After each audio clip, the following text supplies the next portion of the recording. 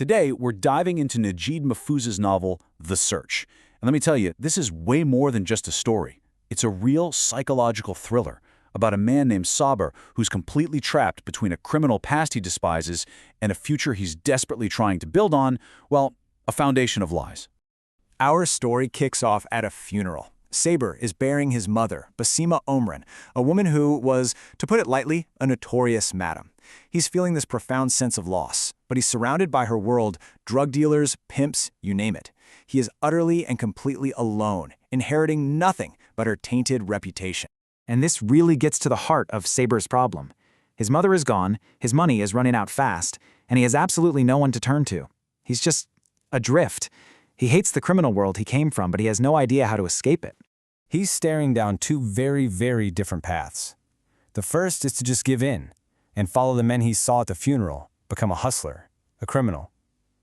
The second path, though, is this one last gift his mother gave him on her deathbed, a tiny, almost unbelievable chance at a different life, something he calls a dreamlike hope. So what is this mission? Well, for 30 years, his mother let him believe his father was dead. But right before she died, she drops this bombshell. Your father is alive. He's a man of means and prestige. His name is Saber Sayed el-Reheimy. And if you want an honorable life, you have to find him. This quest becomes Saber's singular obsession. It's his only way out. So he packs up, leaves his home in Alexandria, and heads to the massive, anonymous city of Cairo, a place he's never even been to, all to hunt for a ghost. But right away, the search just hits a wall. I mean, everywhere he turns, it's a dead end. Nobody in Alexandria knows the guy. The phone book in Cairo leads him to some cardiologist who is definitely not his dad. He's forced to place an ad in the newspaper, his last resort, and with every single day that goes by, his small savings just shrink, pushing him closer and closer to absolute desperation. But you know, while he's looking for this ghost of a father, his fate gets completely tangled up with two very different women. And they aren't just characters in his story, they basically represent the two opposing paths his life could take. And this really sets up the core conflict of the whole story. It's not just an external search anymore, it's an internal battle raging inside Saber. These two women, Karima and Elham, they become the living, breathing embodiments of his own fractured self, the man he is versus the man he so desperately wants to be. So on one side, you've got Karima. She's the seductive wife of the guy who owns his hotel. A raging fire, who represents his past, all that lust and the world of crime he knows so well.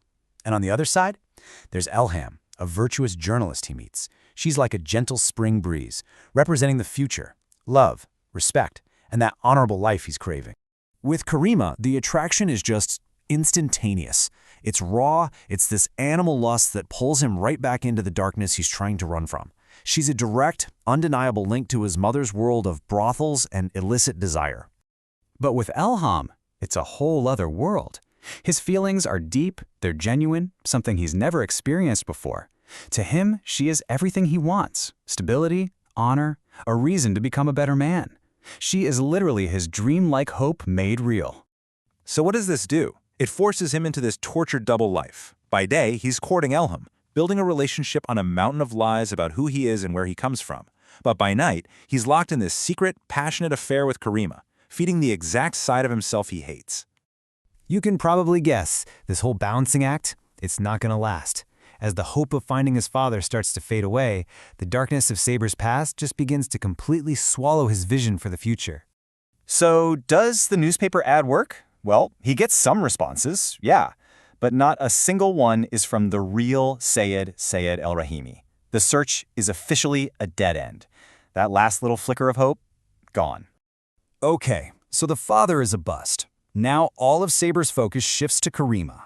But of course, there's a huge obstacle in the way. Her elderly husband, Mr. Khalil. He's old, sure, but he's healthy. And as long as he's alive, Karima has no access to the hotel or any of its money.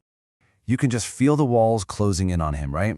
The search for his father is over. His money is basically gone. He feels like his only option now is to just dive headfirst into Karima's world, a world of crime, of passion, of wealth, if he can just get his hands on it. And this is the moment everything changes. The noble quest for his father, it's dead and buried. And in its place, this really dark idea starts to take shape in his conversations with Karima. They stop talking about passion and start circling around a much, much more sinister topic: her husband's death. And that brings us to the climax of the story. Saber has been pushed right to the edge, and he is about to make a final, irreversible choice that's going to seal his fate forever. The final push comes when Karima, terrified they'll be discovered, temporarily cuts off their affair. For Saber, this is it. This is rock bottom. He has no money, no father, and now no Karima. He feels like he has absolutely nothing left to lose. So what's left for a guy like that? The answer? Murder. In a moment of just pure desperation, Saber proposes the unthinkable. He will kill Mr. Khalil. This is it. This is his complete transformation from a man searching for an honorable life to a man fully embracing a criminal one. And what's so chilling is just how fast their passion turns into this cold, calculated plan. Karima lays it all out, step by step. Saber will sneak across the rooftops, hide under the bed, kill her husband with an iron bar, and then stage the whole thing to look like a robbery. And so there he is, in the dark, hiding under a bed, clutching that weapon. The search that began as this noble quest for a father, for honor, for some kind of peace, it has ended here, in the grim reality of violence. I mean, think about the irony here. It's just crushing. He started this whole thing looking for a father to save him from his mother's world. And where does he end up? A murderer, totally dependent on Karima, a woman who is the living embodiment of that exact same world. And this leaves us with the big, haunting question of the entire book. Saber's journey began with a noble goal, but the path he took twisted him into the very thing he was trying to run from. It forces us to ask, in the desperate search for an honorable life, how easy is it to become a monster?